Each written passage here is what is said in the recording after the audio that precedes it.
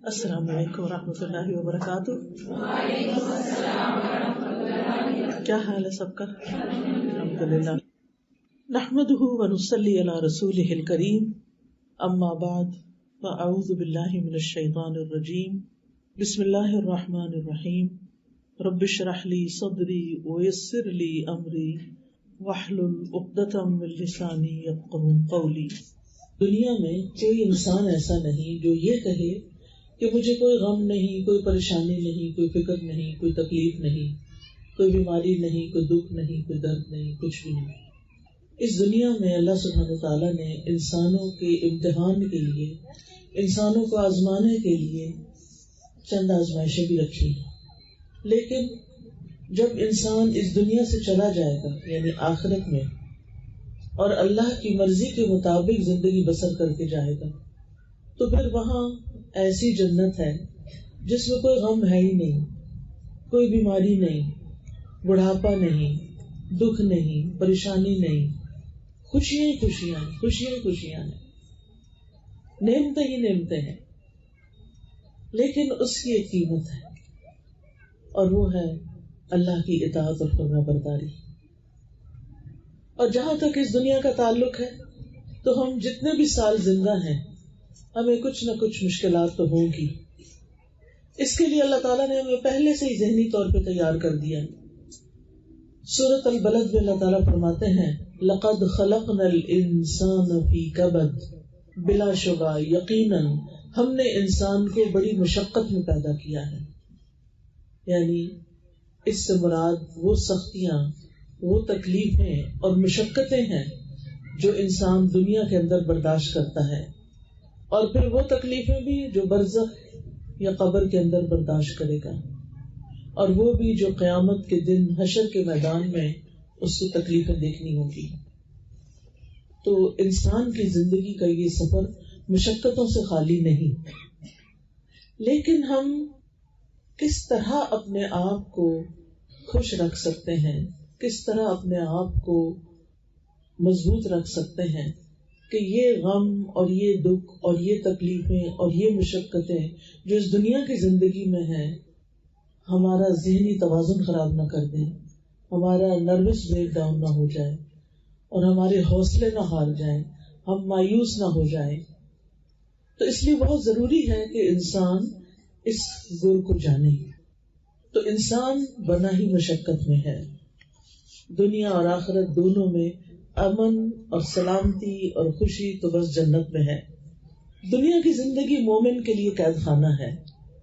جیسے قید خانے میں یا جیل میں کوئی انسان خوش نہیں ہو سکتا، لیکن اگر انسان کے دل کے اندر ایک سکون اور اطمینان ہے تو پھر جیل خانہ بھی کچھ نہیں کہتا.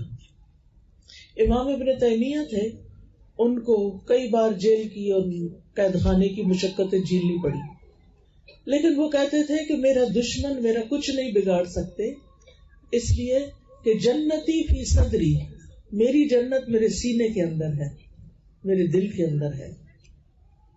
جس دل کے اندر اطمینان ہوتا ہے، جس دل کے اندر سکون ہوتا ہے، جس دل کے اندر خوشی ہوتی ہے، اس کو پھر پرواہ نہیں ہوتی کہ وہ کسی جھونپڑی میں ہے یا کسی محل میں ہے. اس کے لیے بہت سی مشکلات پھر آسان ہو جاتی ہیں. لیکن جب یہ کہا جاتا ہے کہ مومن کے لیے دنیا قید خانہ ہے تو اس لیے کہ اس کا کمپیریزن آخرت کی جنت سے کیا جاتا ہے. یعنی جنت کے مقابلے میں دنیا میں اگر کوئی انتہائی خوشیوں کے ساتھ بھی رہتا ہے اور ہر طرح کی نعمتوں میں بھی رہتا ہے، وہ بھی ایسا ہی ہے جیسے قید خانے میں رہ رہا ہو. قید خانے میں انسان کو کھانا پانی بھی مل جاتا ہے، سونے کی جگہ بھی مل جاتی ہے، بنیادی وقتی ضرورتیں اس کی پوری ہو رہی ہوتی ہیں، لیکن گھر والا آرام تو گھر والا ہی ہوتا ہے. تو مومن کا بھی اصل گھر دنیا نہیں ہے. ہم اس پلانٹ پہ، ہم اس زمین پر ہمیشہ رہنے کے لیے نہیں آئے. ہم تو صرف آزمائے جانے کے لیے آئے ہیں کہ ہمارا امتحان ہو رہا ہے. جیسے ایگزامینیشن ہال ہوتا ہے نا، تو اس میں سب بچے بیٹھ کے امتحان لکھ رہے ہوتے ہیں، ایسے ہی یہ دنیا ایک بہت بڑا ایگزامینیشن ہال ہے جس میں ہم سب کا امتحان ہو رہا ہے اور ہم سے دیکھا جا رہا ہے. اللہ تعالیٰ خود بھی دیکھ رہے ہیں، فرشتے بھی ہمارے ساتھ لگے ہوئے ہیں کہ ہم کرتے کیا ہیں. اللہ تعالیٰ فرماتے ہیں الذی خلق الموت والحیات لیبلوکم ایکم احسن عملا، کہ اس نے موت اور زندگی بنائی تاکہ تمہیں آزما کر دیکھے کہ تم میں اچھے عمل کون کرتا ہے، اچھے کام کون کرتا ہے. اور جو اچھے کام کریں گے ان کو اللہ سبحانہ وتعالی اپنے فضل اور رحمت کے ساتھ جنت میں داخل کریں گے. اور وہاں پہنچ کر وہ کہیں گے وقالوا الحمد للہ الذی اذهب عنا الحزن ان ربنا لغفور شکور الذی احلنا دار المقامة من فضله لا یمسنا فیها نصب ولا یمسنا فیها لغوب. وہ کہیں گے اللہ کا شکر ہے جس نے ہم سے غم دور کر دیا، یقیناً ہمارا رب بخشنے والا قدردان ہے جس نے اپنے فضل سے ہمیں ہمیشہ کی قیام گاہ یعنی جنت میں لا اتارا، جہاں ہمیں نہ تو کوئی مشقت اٹھانی پڑتی ہے اور نہ کوئی تھکاوٹ لاحق ہوتی ہے. یعنی جنت میں انسان جتنی بھی سیر کر لے، جتنا بھی گھوم پھر لے، جو بھی کرے، تھکاوٹ نہیں ہوگی. دنیا میں آپ دیکھیں کہ آپ بہت اچھے کپڑے پہن کے بیٹھ جائیں تو وہ ان کپڑوں کی بھی تھکاوٹ ہو جاتی ہے. یعنی اگر آپ بہت ہیوی قسم کا ڈریس پہن لیں، جیسے شادی پہ عام طور پہ پہنا جاتا ہے، لڑکیاں پہنتی ہیں، تو آپ دیکھیں گے لگتا تو خوبصورت ہے، شروع میں پہنتے تو اچھا لگتا ہے، لیکن تھوڑی دیر کے بعد پھر انسان کو گھبراہٹ بھی شروع ہو جاتی ہے. اسی طرح اگر آپ زیادہ زیور پہن لیں تو آپ تھک جاتے ہیں، آپ کو مشکل ہو جاتی ہے، کام نہیں ہوتا کوئی آپ سے. اسی طرح اگر آپ زیادہ کھا لیں تو کیا ہوتا ہے، چلنا پھرنا مشکل ہو جاتا ہے. اسی طرح اگر آپ زیادہ سو لیں تو کیا ہوتا ہے، تھکاوٹ ہو جاتی ہے. زیادہ سو کے بھی تھکاوٹ ہو جاتی ہے. کوئی بھی چیز اگر آپ زیادہ کر لیتے ہیں نا دنیا میں یا کم ہوتی ہے تو انسان کی زندگی بدمزہ ہو جاتی ہے. جنت میں ایسا کوئی مسئلہ نہیں ہوگا. آپ جتنا چاہیں کھائیں، سارا دن بھی کھائیں تو آپ کو کوئی تھکاوٹ نہیں ہوگی، کوئی سستی نہیں ہوگی، کوئی بدمزگی نہیں ہوگی، کوئی بدہضمی نہیں ہوگی. اور پیشاب پخانا تو ویسے ہی ختم ہو جائے گا، وہ تو ہوگا ہی نہیں زندگی میں. یعنی انسان اپنے آپ سے بھی اذیت اٹھاتا ہے نا، اپنی اسمیل بھی اس کو تکلیف دیتی ہے. لیکن جنت میں جو کچھ بھی انسان کھائے گا وہ اس طرح ہضم ہو جائے گا کہ اس کے جسم میں کوئی گندگی نہیں بنے گی. وہ کھایا پیا گلا سڑے گا نہیں اندر جا کے. تو کتنا سکون ہے، کتنی خوشی ہے. جنت کا ایک چکر ساری زندگی کی تھکاوٹیں، ساری زندگی کے فکر، ساری زندگی کی پریشانیوں کو ختم کر کے رکھ دے گا. نبی صلی اللہ علیہ وسلم نے فرمایا قیامت کے دن اہل جنت میں سے اس آدمی کو پیش کیا جائے گا جسے دنیا میں لوگوں میں سے سب سے زیادہ تکلیفیں پہنچی تھی، یعنی اس کو بہت ہی تکلیف سے زندگی بسر کرنی پڑی. پھر اسے جنت میں صرف ایک غوطہ دے کر پوچھا جائے گا اے ابن آدم کیا تم نے کبھی کوئی تکلیف دیکھی، کیا تجھ پر کبھی کوئی سختی بھی گزری؟ وہ عرض کرے گا اے میرے رب تیری قسم کبھی کوئی تکلیف میرے پاس سے گزری بھی نہیں. اس کو دنیا کی ساری تکلیفیں بھول جائیں گی، سارے غم بھول جائیں گے، اور کہے گا میں نے کبھی کوئی شدت اور سختی دیکھی ہی نہیں. تو یہ ہے جنت جو اللہ نے متقی لوگوں کے لیے تیار کر رکھی ہے، جو اللہ سے ڈرتے ہوئے زندگی بسر کرتے ہیں، اللہ کی فرما برداری میں زندگی بسر کرتے ہیں. لیکن ہم انسان ہیں، ہم سے خطا ہو جاتی ہے، ہم سے غلطیاں ہو جاتی ہیں، ہم سے گناہ ہو جاتے ہیں. وہ تو ہوں گے، پھر کریں کیا؟ مایوس نہیں ہونا، فوراً اللہ سبحانہ تعالیٰ کی طرف رجوع کرنا ہے، فوراً توبہ استغفار کرنی ہے. بڑے بڑے نیک لوگوں سے بھی لغزش ہو جاتی ہے کیونکہ انسان ہے نا. آپ کو معلوم ہے قرآن مجید میں حضرت یونس علیہ السلام کا قصہ آتا ہے. وہ اللہ سبحانہ تعالیٰ کے ایک بڑے بزرگ پیغمبر تھے. ان کی قوم نے ان کو اتنا ستایا کہ وہ اللہ کا حکم آنے سے پہلے ان کو چھوڑ کے چلے گئے. چلتے گئے آگے سمندر آ گیا تو کہنے لگے کہ میں اس قوم کے ساتھ اب نہیں رہ سکتا، یہ بڑی نافرمان قوم ہے، میں ان کو چھوڑ کے جا رہا ہوں. تو وہ سمندر میں انہوں نے ایک کشتی دیکھی تو اس کشتی میں سوار ہو گئے. تو کشتی چلی تھوڑی دیر تو ڈوبنے لگی. اب کرہ ڈالا گیا کہ کسی ایک بندے کو کشتی سے باہر پھینکیں گے تو تب کشتی چل سکتی ہے، ورنہ سارے ڈوب جائیں گے. وہ قرہ حضرت یونس کے نام نکلا، پھر ڈالا گیا، پھر انہی کے نام نکلا. آخر سب نے مل کے حضرت یونس کو، جو اللہ کے نبی تھے، سمندر میں پھینک دیا. جو ہی پھینکا ایک مچھلی آئی اور اس نے ان کو نگل لیا. اب جو ہی وہ مچھلی کے پیٹ میں پہنچے تو اندھیرا، اور آپ کو پتا ہے کہ مچھلیاں سمندر کی سطح کے اوپر نہیں تیرتی، وہ نیچے چلی جاتی ہیں. تو سمندر کا اندھیرا اور مچھلی کے پیٹ کا اندھیرا، اور پھر رات ہو گئی تو رات کا اندھیرا، بادلوں کا اندھیرا، اندھیرے پہ اندھیرا. تو انہوں نے کیا کیا، اس مشکل سے نکلنے کے لیے جو کہ امپاسبل نظر آتا ہے، اللہ تعالیٰ فرماتے ہیں وَظَنُّونِ إِذْ ذَهَبَ مُغَاضِبًا فَظَنَّ أَن لَّن نَّقْدِرَ عَلَيْهِ فَنَادَىٰ فِي الظُّلُمَاتِ أَن لَّا إِلَٰهَ إِلَّا أَنتَ سُبْحَانَكَ إِنِّي كُنتُ مِنَ الظَّالِمِينَ فَاسْتَجَبْنَا لَهُ وَنَجَّيْنَاهُ مِنَ الْغَمِّ وَكَذَٰلِكَ نُنجِي الْمُؤْمِنِينَ. اور مچھلی والا جب وہ اپنی قوم سے غضبناک ہو کر چلا گیا تو اس نے گمان کیا کہ ہم ہرگز اس پہ قادر نہ ہوں گے. پھر اس نے اندھیروں میں پکارا کہ تیرے سوا کوئی الہ برحق نہیں، تو پاک ہے، بے شک میں ہی ظالموں میں سے ہوں. تو ہم نے اس کی دعا قبول کر لی اور اسے غم سے نجات دے دی، اور ہم ایمان والوں کو اسی طرح نجات دیا کرتے ہیں. تو اس کا کیا مطلب ہے کہ غم کی حالت میں، پریشانی میں، جب سارے دروازے بند ہو جائیں، جب انسان مچھلی کے پیٹ میں چلا جائے، تو پھر کس کو پکارے، پھر کس کی مدد مانگے، پھر کس کو یاد کرے، پھر کس سے فریادیں کرے؟ وہاں کون سنتا ہے؟ صرف اللہ سنتا ہے، کوئی اور نہیں سنتا. نہ ماں، نہ باپ، نہ بہن، نہ بھائی، نہ کوئی رشتہ دار، کوئی بھی نہیں سنتا، صرف اللہ ہی سن سکتا ہے. تو انہوں نے اللہ ہی کو پکارا. اور ویسے بھی ہم دیکھیں ہر نماز میں سورۃ فاتحہ پڑھتے ہیں، اور سورۃ فاتحہ میں ہم کیا پڑھتے ہیں؟ ایاک نعبد و ایاک نستعین.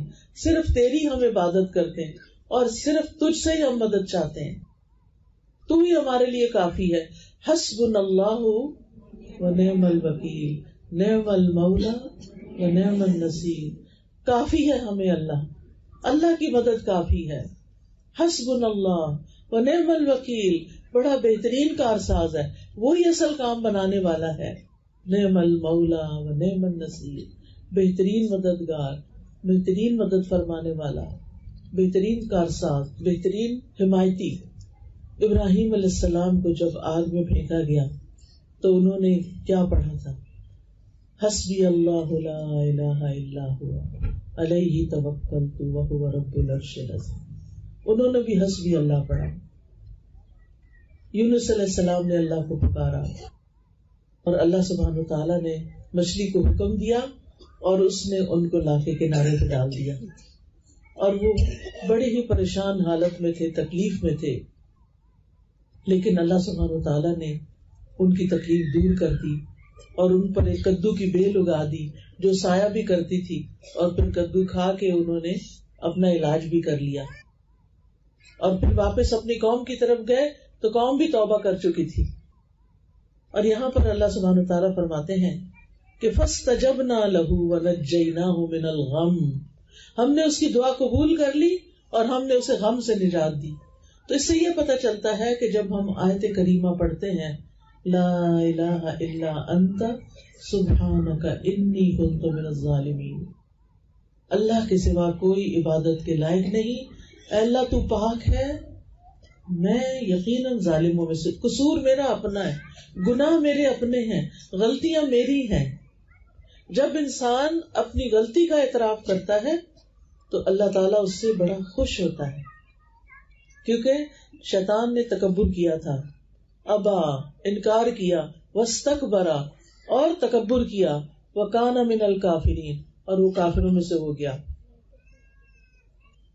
تو جب انسان اللہ کے حکم سے انکار کرتا ہے اور تکبر کرتا ہے کہ میں بڑی چیز ہوں اور اللہ کا حکم نہیں مانتا، تو پھر اللہ تعالیٰ کی ناراضگی آتی ہے. شیطان انسان کا دشمن ہے، شیطان انسان کے پیچھے لگا رہتا ہے اور وہ اس کے دل میں طرح طرح کے خیالات ڈالتا ہے، وسوسے ڈالتا ہے، اور کبھی کبھی اس کو ایسی باتیں سکھاتا ہے، اللہ نے تمہارے لیے کیا کیا، تمہاری تو کوئی دعائی قبول نہیں ہوتی، کوئی فائدہ نہیں اللہ تعالیٰ کو پکارنے کا، جاؤ کسی اور کے پاس. لیکن ہم دیکھتے ہیں کہ کس طرح اللہ سبحانہ تعالیٰ نے اس دعا کی بدولت یونس علیہ السلام کو معاف فرما دیا، اور یونس علیہ السلام کو غم سے نجات دی، اور ساتھ ہی خوشخبری دی کہ اور سارے مومنوں کو بھی ہم ایسے ہی نجات دیتے ہیں. یعنی مطلب کیا تھا کہ اگر کوئی شخص کسی تکلیف اور غم اور مصیبت کے وقت یہ دعا پڑھتا ہے تو اللہ تعالیٰ اس کی تکلیف کو دور کر دیتے ہیں. آیت کریمہ پڑھیں، سنائیں مجھے.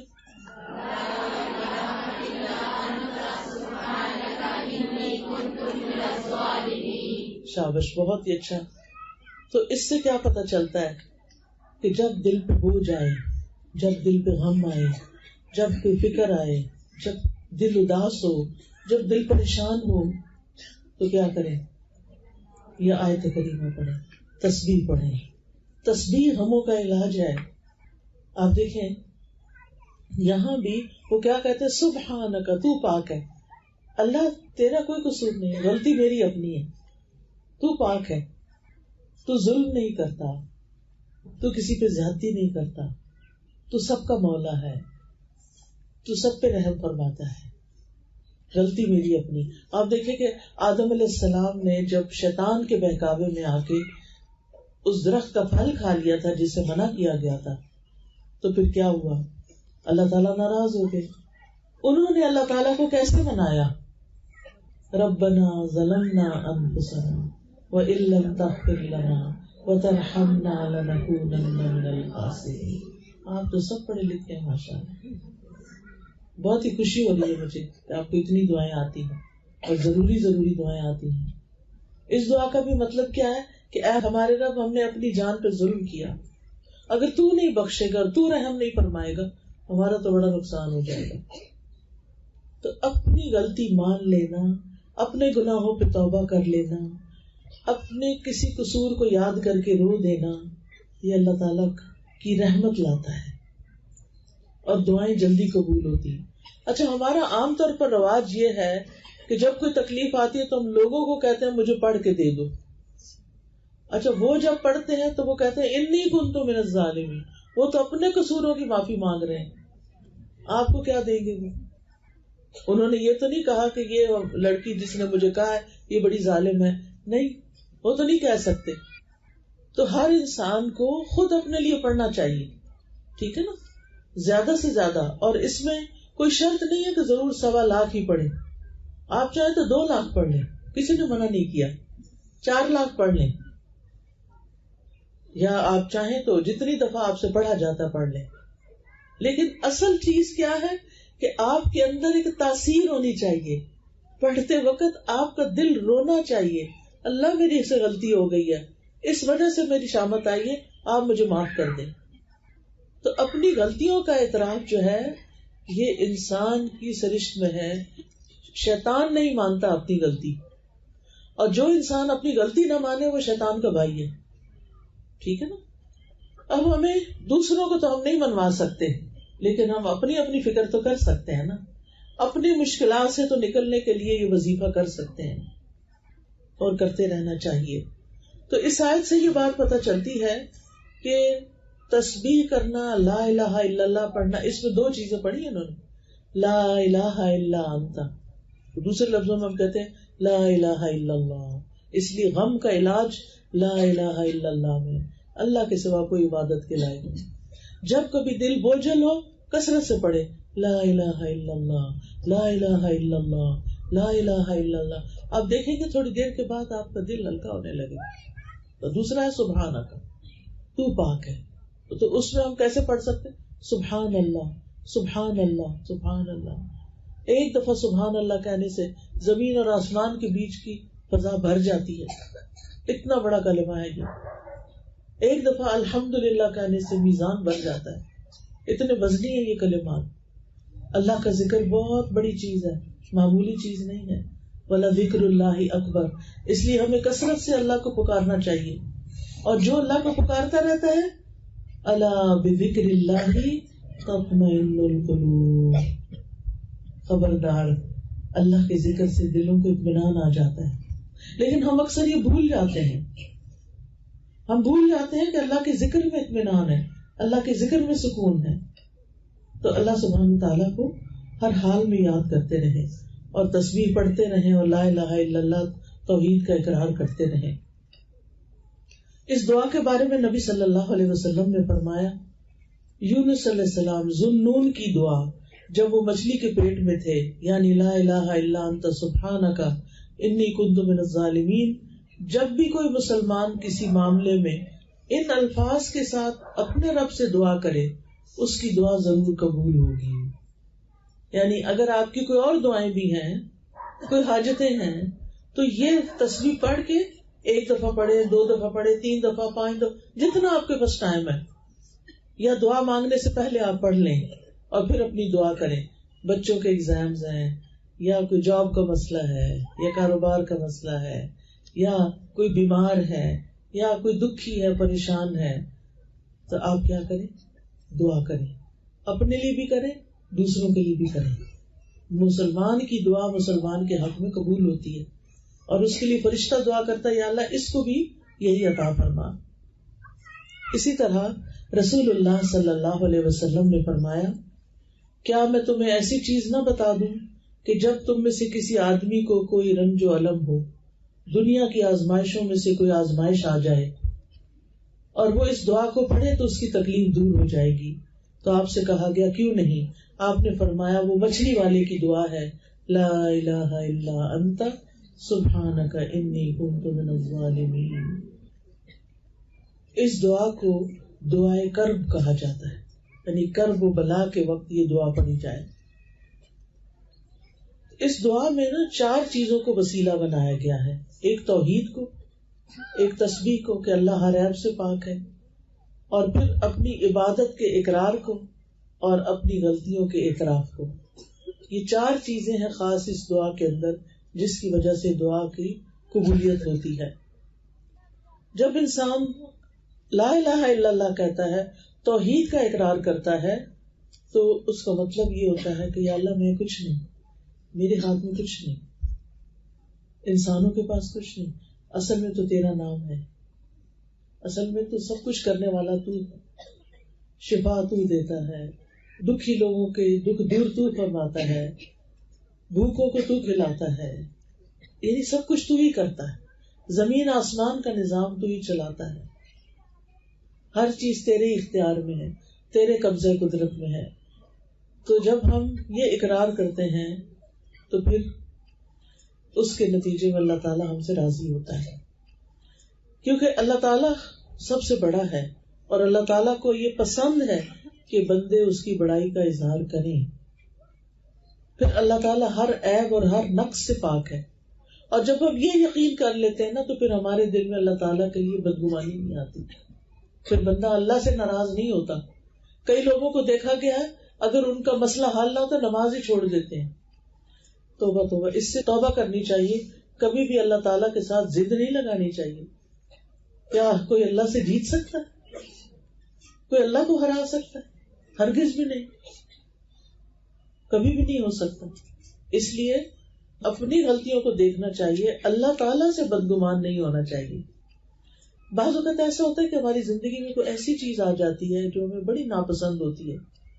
مثلاً کسی لڑکی کی شادی کسی ایسی جگہ ہو گئی کہ اس کے سسرال اس کو پسند نہیں ہے، کسی کو اپنا شوہر پسند نہیں، کسی کے لیے کوئی اور مشکل کھڑی ہو گئی. ایسی چیزیں زندگی میں ہوتی رہتی ہیں. پھر انسان کہتا ہے میں کیا کروں، کس طرح اس مسئلے سے نکلوں، کیا کروں، کیسے کروں. لیکن جب وہ یہ دیکھتا ہے کہ اللہ تعالیٰ فرماتے ہیں قرآن مجید میں، عَسَىٰ أَن تَكْرَهُوا شَيْئًا وَيَجْعَلَ اللَّهُ فِيهِ خَيْرًا كَثِيرًا.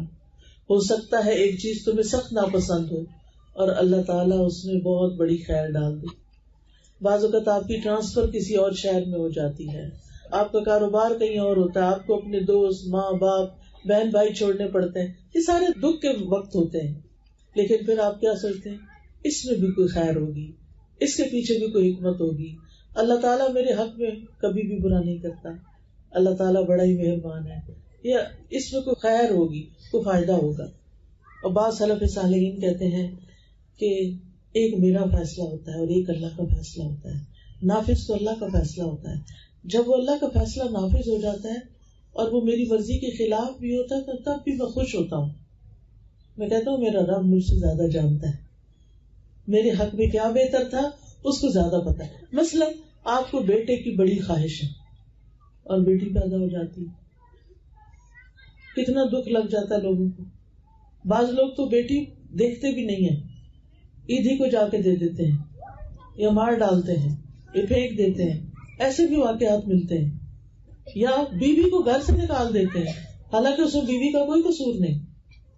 وہ تو اللہ کا فیصلہ ہے نا. جس کو چاہے بیٹے دے، جس کو چاہے بیٹیاں دے، جس کو چاہے دونوں دے، جس کو چاہے کچھ بھی نہ دے. یہ تو اللہ کا فیصلہ ہے. یہ تو اس کو پتا ہے کہ کس کے ساتھ کیسا معاملہ کرنا ہے. بندے کا کام کیا ہے کہ اللہ کے فیصلوں پر راضی ہو جائے، یہ سوچ کے کہ اللہ زیادہ علم والا ہے، اللہ کی حکمت زیادہ ہے. اگر مجھے نہیں پتا تو یہ میری اپنی عقل کا قصور ہے کیونکہ میری عقل چھوٹی ہے.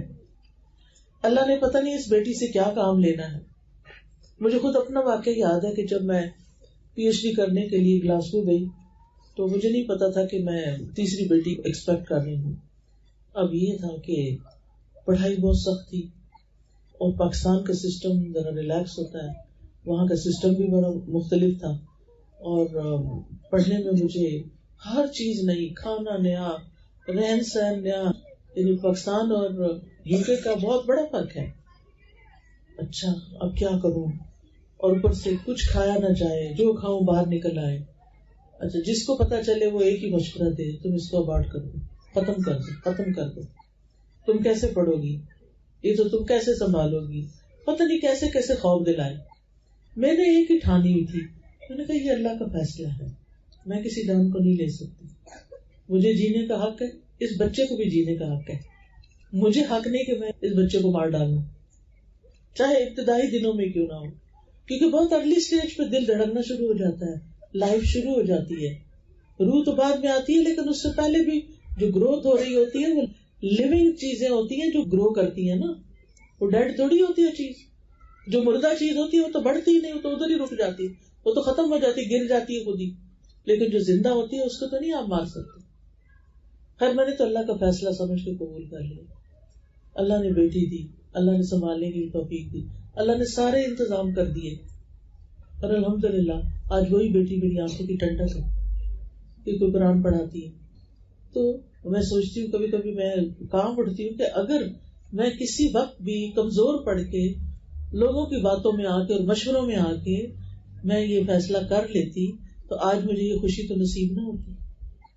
تو بعض اوقات 4 بچے نا 5واں انوانٹیڈ نہیں چاہیے تھا، نہیں چاہیے، کیوں ہو گیا، کیوں ہو، بس ضد لگائی ہوئی ہے ختم ہو جائے، رو رہے ہیں، دو رہے ہیں، کچھ نہ کچھ کھا پی رہے ہیں تاکہ خود ہی ابارٹ ہو جائے. نہیں، اللہ نے فیصلہ کیا نا آپ کو دینا چاہتا ہے اللہ، بس لے لیں. کسی جان کو نہ مارے، بہت بڑی پکڑ. لیکن ہمارے ہاں عام طور پہ ہم بچے ستاتے ہیں، بالکل ستاتے ہیں، اس میں کوئی شک ہی نہیں. لیکن آپ کو پتا ماں بننا کتنا بڑا اجر کا کام ہے، کتنا بڑا اجر کا کام ہے. ایک ایک لمحہ جو وہ اس کے ساتھ گزارتی ہے. اگر ماں کے پاؤں تلے جنت ہے تو خود ماں کے لیے جنت نہیں ہوگی پھر.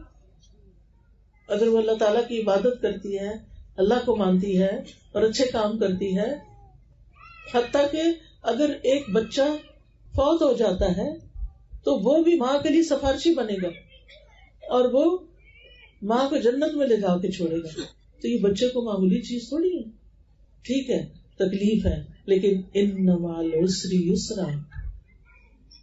آپ دیکھیں اگر آپ کے پاس بچے نہیں ہیں اور آپ بازار سے گڑیا خرید کے لے آتے ہیں، ٹوائے خرید کے لے آتے ہیں، بھالو خرید کے لے آتے ہیں، جو آپ نے دیکھا ہوگا کہ بہت فیشن چل پڑا ہے نا بچوں کو اسٹف ٹوائے دینے کا. وہ لوگ دیتے ہیں جو اپنے بچے پیدا نہیں کرتے، وہ اتنے بڑے بڑے بھالو بنا کے تو بچوں کو دیتے ہیں. کیا یہ روئی کا بھالو اور انسان کا بچہ ایک چیز ہے؟ جو خوشی آپ کو ایک اصلی بچے سے ہوتی ہے وہ ان گڑیوں سے تھوڑی ہوتی ہے. یعنی کتنا انسان کی مت مار دی نا شیطان نے، اور انسان شیطان کے پیچھے لگ گیا. یعنی ہمیں بچے نہیں چاہیے، ابھی نہیں چاہیے، ابھی نہیں چاہیے. کہاں سے کھلائیں گے؟ رازق آپ ہیں، آپ رازق ہیں، آپ نہیں رازق. اور آپ دیکھیے کہ جو دنیا آگے بڑھ رہی ہے تو نئے نئے وسائل نکل رہے ہیں. اب کووڈ سے پہلے کسی کو پتا تھا آن لائن بھی کام ہوتا ہے اور آن لائن بھی بزنس ہوتا ہے اور آن لائن بھی کمایا جا سکتا ہے. آج کل چھوٹے چھوٹے علاقوں میں لوگوں نے، میں کبھی کہیں جاتی ہوں تو میں پوچھتی ہوں کیا کرتے ہیں آپ کے میاں، کیا کرتے ہیں بھائی. یعنی ہر جگہ چھوٹے سے چھوٹے اور بڑے سے بڑے شہر میں مجھے لوگوں نے بتایا آن لائن کام کرتے ہیں اور اتنا اتنا کما لیتے ہیں. کوئی آن لائن بچوں کو پڑھا رہا ہے، کوئی آن لائن کچھ اور کر رہا ہے. پاکستان میں بیٹھ کے امریکہ کے بچوں کو پڑھا رہے ہیں، کسی کو کچھ سکھا رہے ہیں، کسی کو کچھ بیچ رہے ہیں، کچھ خرید رہے ہیں. کیا آج سے 5 سال پہلے بھی کسی کو اس کا آئیڈیا تھا یا 10 سال پہلے؟ نہیں. اللہ نے لوگوں کے رزق کے نئے طریقے نکال دیے. تو رازق ہم نہیں ہیں، رازق اللہ ہے. اس لیے رزق کے خوف سے کہ کھائیں گے کہاں، کسی بچے کو قتل نہیں کرنا چاہیے. وہ بھی ایک جان ہے اور اس کا بھی حق ہے کہ وہ جیے. تو بہرحال اگر کسی سے کوئی ایسا گناہ ہو گیا ہے تو اللہ سبحانہ وتعالیٰ سے بہت بہت توبہ کرے تاکہ اس کی وجہ سے اپنی آخرت خراب نہ ہو.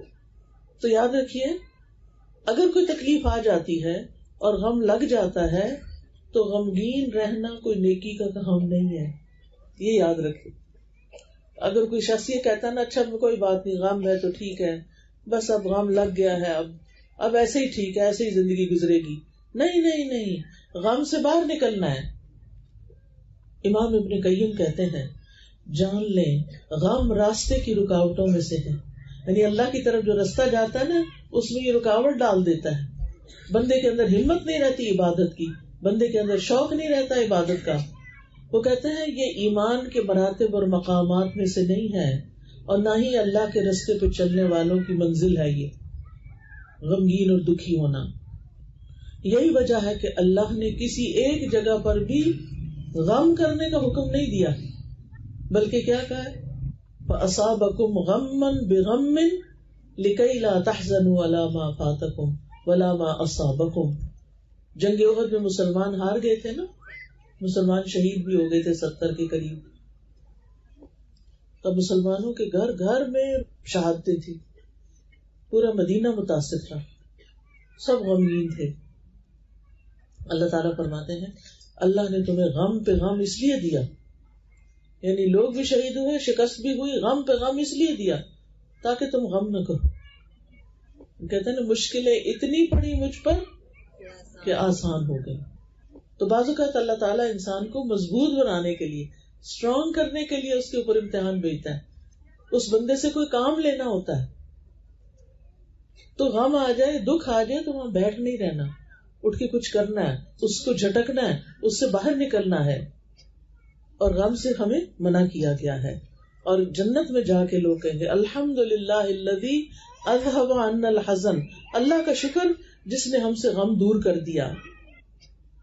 پھر اسی طرح اللہ تعالیٰ فرماتے ہیں لِكَيْ لَا تَحْزَنُوا عَلَى مَا فَاتَكُمْ وَلَا مَا أَصَابَكُمْ، تم ایسی بات پہ غم نہ کرو جو تمہارے ہاتھ سے نکل جائے. جو چیز ہاتھ سے نکل گئی اس پہ غم نہ کرو. کوئی اپرچونٹی تھی، کوئی مال تھا، کوئی چوری ہو گیا، کوئی ٹوٹ گیا. آپ دیکھیں خواتین کو اپنے برتن بڑے پیارے ہوتے ہیں نا، کراکری کے سیٹ، یہ میرے جہیز کا، یہ میری امی کے جہیز کا.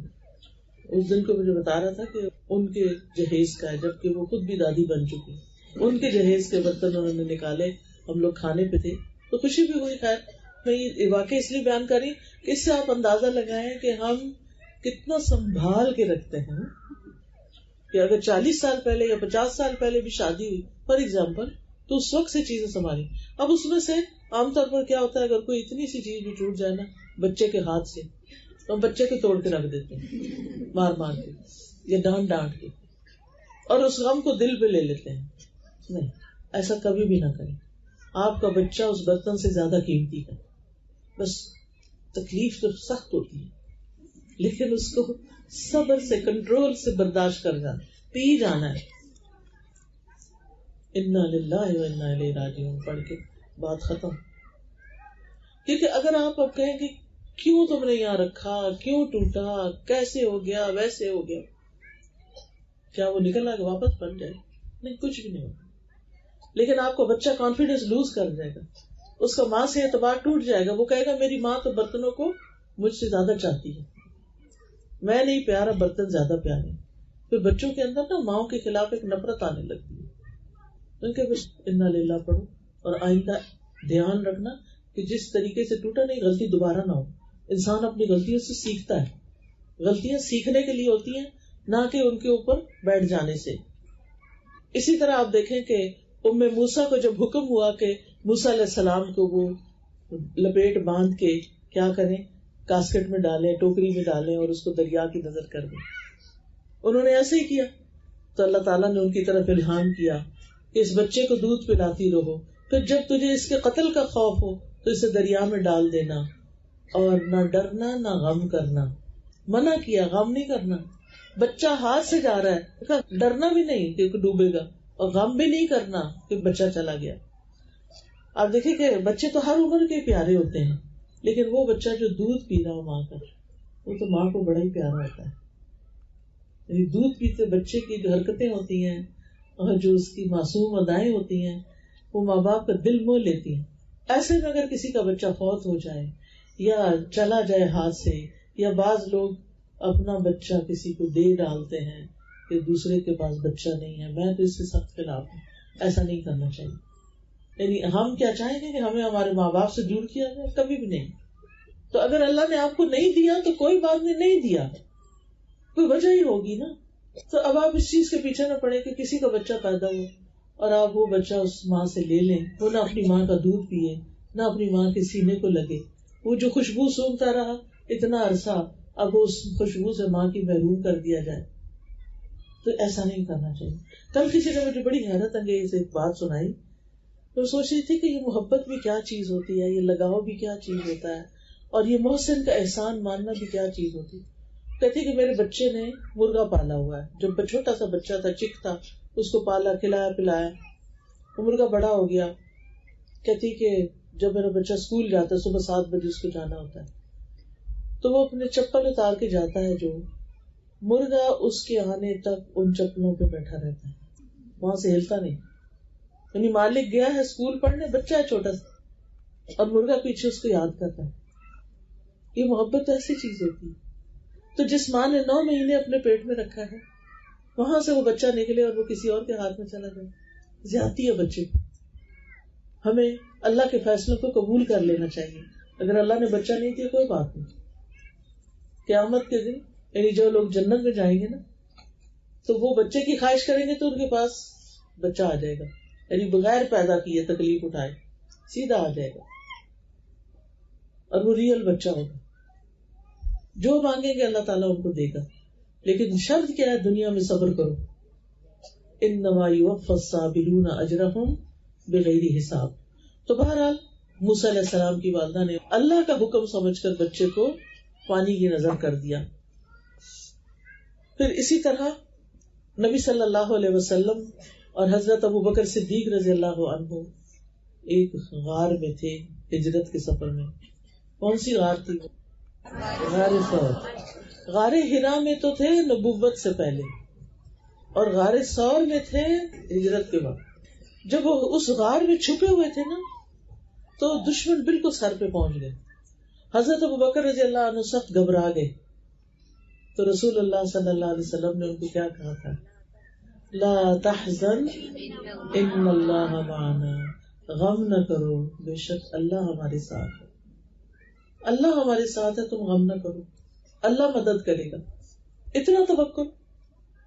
اور یاد رکھیں, غم کا علاج ہی یہی ہے کہ انسان کے اللہ میرے ساتھ. شوہر چھوڑ گیا ہے, اللہ تو ہے نا. بچے سارے چلے گئے ہیں, بڑے ہوتے ہیں نا بچے. تو آج کل کیا ہوتا ہے, ایک امریکہ چلا جاتا ہے, دوسرا افریقہ چلا جاتا ہے. ظاہر ہے ان کو بھی اپنا کوئی کام کاروبار ڈھونڈنا ہے. بہت سے لوگ خوشی سے نہیں جاتے, مجبوری سے بھی جاتے ہیں. تو ماؤں کو بھی ناراض نہیں ہونا چاہیے. لیکن جب بچے ایک کے بعد ایک جانا شروع ہوتے ہیں تو دل کو کچھ ہوتا ہے. ہم انسان ہیں. اگر پرندوں کو, جانوروں کو, بلی کو محبت ہو جاتی انسان سے, تو انسان کو تو انسان سے زیادہ ہی ہوتی ہے. تو جدائی بھاری ہوتی ہے. لیکن اللہ کا حکم ہے کوئی بات نہیں. اب آپ دیکھیے کہ جب بچے نہیں رہتے، غمگین نہ رہے ہر وقت کہ اللہ میرے ساتھ، اور اپنے آپ کو کسی کام میں مصروف کریں. میں نے دیکھا جو عورتیں خدمت خلق کے کاموں میں لگی رہتی ہیں، یعنی بچوں کو بھی پالتی ہیں لیکن اس کے ساتھ ساتھ رشتہ داروں کا خیال رکھتی ہیں، غریبوں کا خیال رکھتی ہیں، مہمانوں کا خیال رکھتی ہیں اور ہمسایوں کا خیال رکھتی ہیں. جب ان کے بچے چلے جاتے ہیں تو یہ سارے لوگ اس کے پاس آ جاتے ہیں جن کا وہ اب تک خیال رکھتی رہی، وہ اس کا دل بہلانے لگتے ہیں. سب سے زیادہ جس چیز سے انسان کا ایمان بڑھتا ہے اور سب سے زیادہ جس چیز سے انسان کا حوصلہ بڑھتا ہے وہ ہے قرآن کا پڑھنا اور پڑھانا. میں آپ سب سے یہی درخواست کروں گی، کچھ بھی کریں، اگر آپ کا ناظرہ ٹھیک نہیں تو عمر کوئی بھی ہو، 50 سال ہو، 60 سال ہو، 70 سال. میں ایک آرٹیکل پڑھ رہی تھی، ایک 80 سال کی عورت نے پورا قرآن حفظ کیا، پورا قرآن، لگی رہی کئی سال لگ گئے لیکن اس کا حفظ ہو گیا. کتنا بڑا ذخیرہ ہے، خزانہ ہے جو وہ اپنے ساتھ لے کے جائے گی. اب جو خواتین پڑھنے لکھنے میں لگ جاتی ہیں، چاہے وہ بوڑھی ہو چکی ہوں، چاہے مشکل ہو، ان کے لیے پھر غم نہیں رہتے. ان کو اتنی اچھی مصروفیت مل جاتی ہے کہ وہ بچے کال بھی کریں تو کہتے ہیں، بعض خواتین مجھے بتاتی کہتے ہم پڑھ رہے ہوتے ہیں کیونکہ سبق دیر سے یاد ہوتا ہے، زیادہ پڑھنا پڑتا ہے، ہم پڑھ رہے ہوتے ہیں، بچے کا فون آتا ہے تو میں تھوڑی سی بات کر کے، اچھا بچے پھر بات کریں گے، میں ذرا پڑھ رہی ہوں. پھر یہ حال ہو جاتا ہے، پھر پڑھنے کی اتنی دلچسپی لگ جاتی ہے، سارے غم بھول جاتے ہیں. اور آپ کو پتا طالب علم کے لیے فرشتے پر بچھاتے ہیں، کسی تاجر کے لیے نہیں بچھاتے، کسی بادشاہ کے لیے نہیں بچھاتے، طالب علم کے لیے بچھاتے ہیں، خوش ہو کر اس کام سے جو وہ کر رہا ہوتا ہے. لہذا اگر آپ غموں سے چھٹکارا چاہتے ہیں تو قرآن کے اندر ہی یہ پاور ہے کہ وہ آپ کو غم سے نجات دلا دیتا ہے. لہذا ناظرہ ٹھیک نہیں، الف بے سے شروع کر لے، قاعدہ شروع کر دیں، زیر زبر ٹھیک کریں، وہ ٹھیک ہے، لفظ لفظ کا ترجمہ یاد کریں کہ اس کا مطلب کیا ہے، اللہ تعالیٰ کیا چاہتے ہیں. ایک ہوتی ہے قرات، ایک ہوتی ہے تلاوت. قرات ہوتی ہے خالی عربی پڑھنا، اور تلاوت ہوتی ہے تلا یتلو تلون، تلاوتن کا مطلب ہوتا ہے کسی چیز کے پیچھے جانا، یعنی جو الفاظ ہیں ان کا مطلب جاننا، ان پر عمل کرنا، ان کی پیروی کرنا، یعنی جو حکم ملا وہ کرتے جانا. یہ کتاب ہدایت ہے. قیامت کے دن اس کے مطابق پرکھا جائے گا بندوں کو، جنت جہنم کا فیصلہ اس کے مطابق ہوگا. یہ فیصلہ کرے گی کتاب کہ کس کو کہاں جانا چاہیے. تو ہمیں خود پتہ ہونا چاہیے کہ ہم کیا صحیح کرتے ہیں اور کیا صحیح نہیں کرتے. تو اس کے لیے الحمدللہ آج شہر میں بہت ساری بچیاں قرآن پڑھ کے آئی ہوئی ہیں اور کلاسز بھی لے رہی ہیں، اور بھی اللہ تعالیٰ ان کو توفیق دے اور ان کو بہترین جزا دے کہ جو دوسروں کی خدمت میں لگی ہوئی ہیں.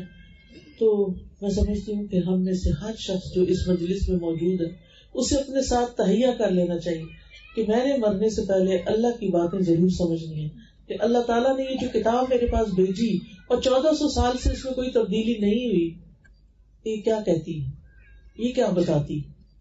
ایک حرف پر 10 نیکیاں. کوئی اور کام بتائیں مجھے ایسا کہ وہ کرنے پہ 10 نیکیاں اکٹھی مل جائے. حرف اتنا چھوٹا کام، حرف جتنا، الف لام میم 3 حرف ہیں، 30 نیکیاں. تو جو شخص پورا سپارہ پڑھ جائے، جو شخص پورا قرآن حفظ کر جائے، پھر اس کی کتنی نیکیاں، اس کے درجے کتنے، وہ کہاں پہنچے گا.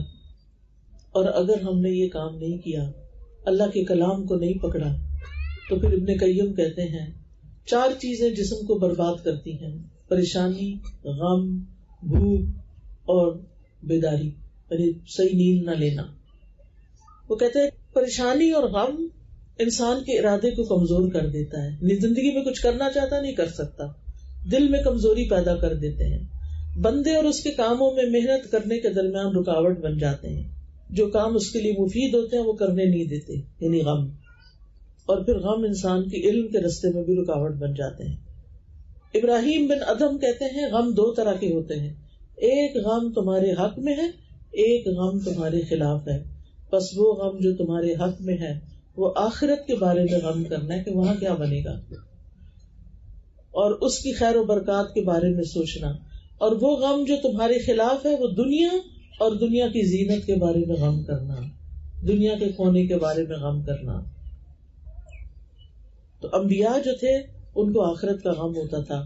صحابہ کرام کو آخرت کی فکر ہوتی تھی کہ ہماری قبر میں کیا ہوگا ہمارے ساتھ.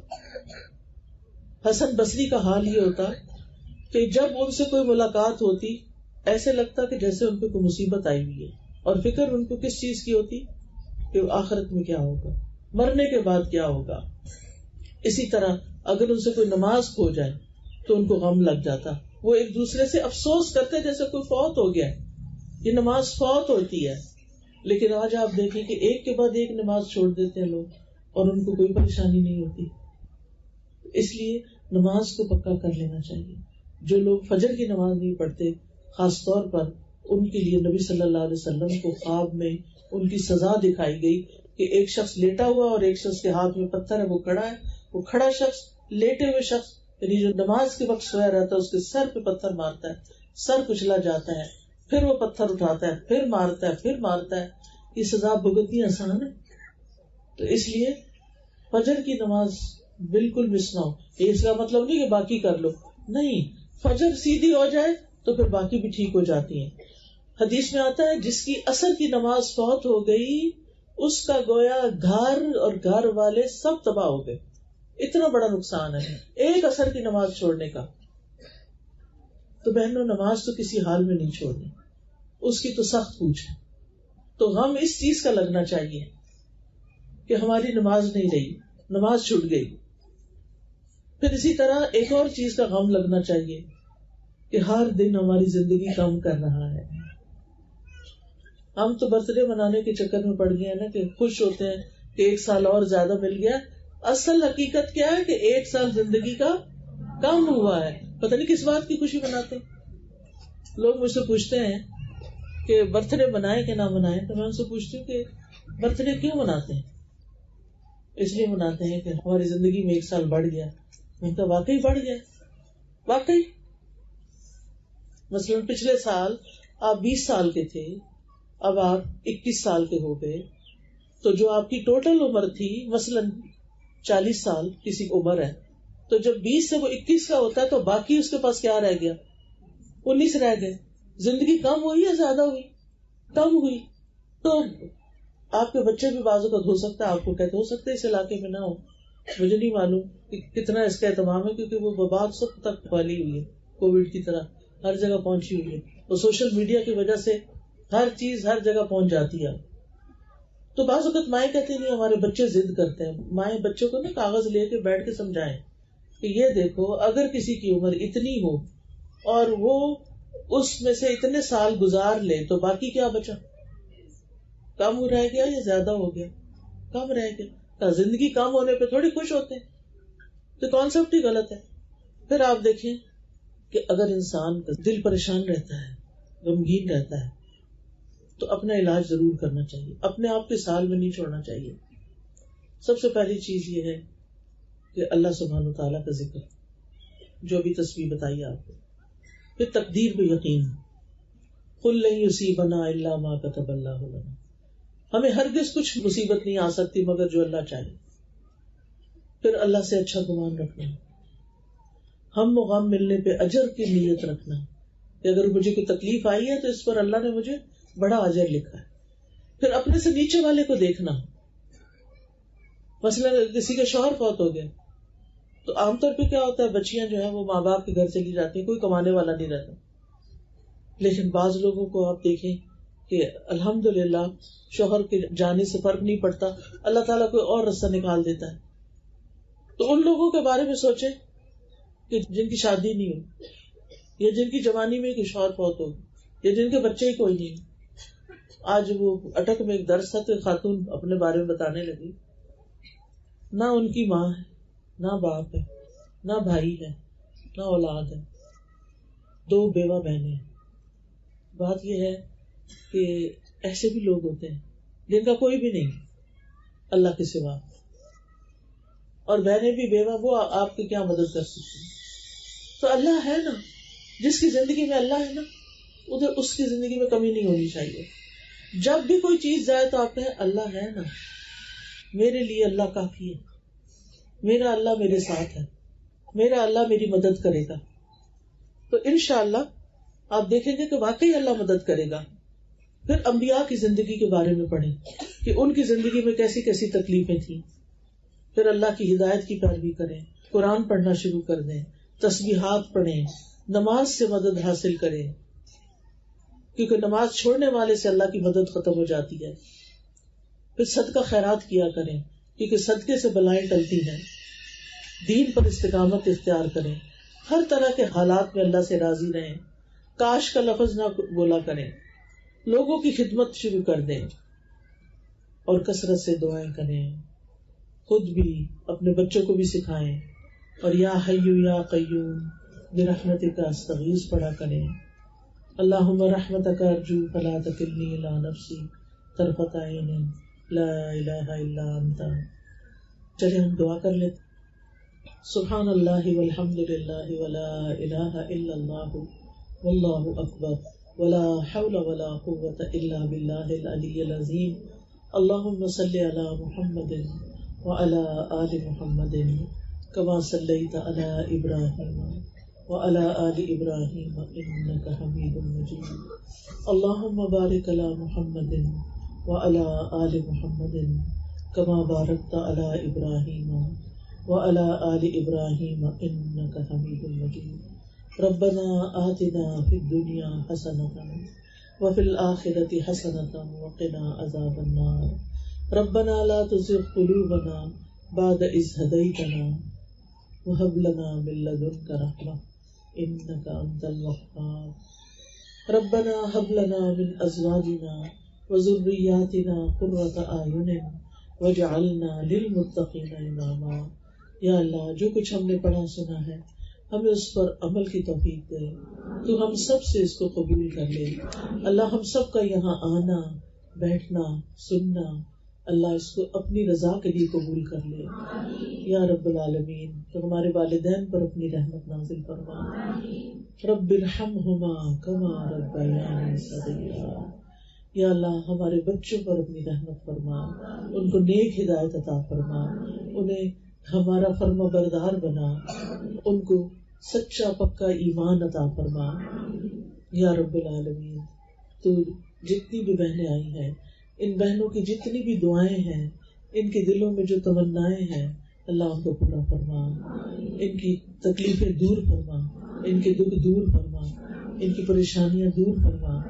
یا رب العالمین جن بچیوں کی تکمیل ہوئی ہے انہوں نے قرآن پاک پڑھنے میں جو محنت کی ہے اللہ تعالیٰ اس کو قبول فرما، اور انہیں اپنے کام کے لیے چن لے، اور ان سے اپنے دین کی بہترین خدمت لے، اور ان میں سے ہر بچی کم از کم 10 لوگوں کو قرآن پڑھائے. یا رب العالمین تو ہم سب کو اپنی رضا سے نواز، ہمارے دلوں میں ایک دوسرے کی خیر خواہی پیدا فرما دے، ہمارے گھروں میں سکون پیدا فرما دے.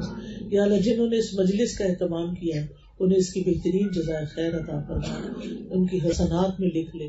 جنہوں نے یہ انتظام کیا ہے اور اس کام کے لیے اتنی محنت کی ہے یا رب ان کی اس محنت کو قبول کر لے اور انہیں اس کا دنیا اور آخرت میں بدلہ عطا فرما.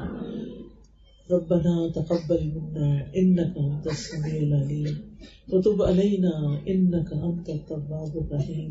وصلى الله تعالى على خير خلقه محمد وعلى آله واصحابه واهل بيته اجمعين برحمتك يا ارحم الراحمين. سبحانك اللهم وبحمدك اشهد ان لا اله الا انت استغفرك واتوب اليك. السلام علیکم ورحمۃ اللہ وبرکاتہ.